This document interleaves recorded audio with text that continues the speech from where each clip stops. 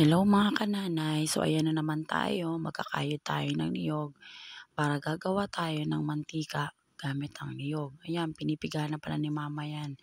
Mga 2 pigayan mga kananay para lumabas ng gusto yung katas niya para sa gagawin nating mantika. Kasi para makakatipid-tipid na rin kami at saka mas okay na rin yun kasi kami ang mismong gagawa ng mantika namin sa gagamitin sa mga pangluto. So ayan, nilagay na pala namin ni mama sa kawa para i-ready na natin siya sa pagluto ng ating gagawing mantika. Yung makukuha pala namin dyan na tawag dito sa amin sa Bicol is ano ba yun? Mamok.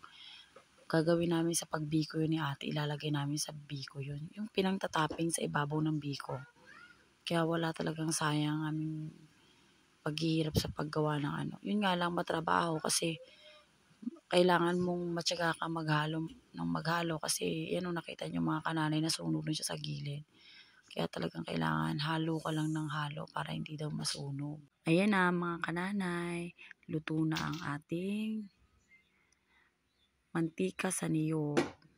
Nga pala nilalagyan ko pala ng mga buhok ang mga buhok ng mga bata niya ng mantika.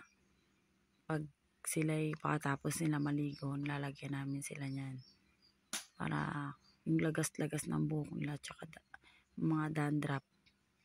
So ayan na po mga kananay, luto na ang ating mantika sa niyog.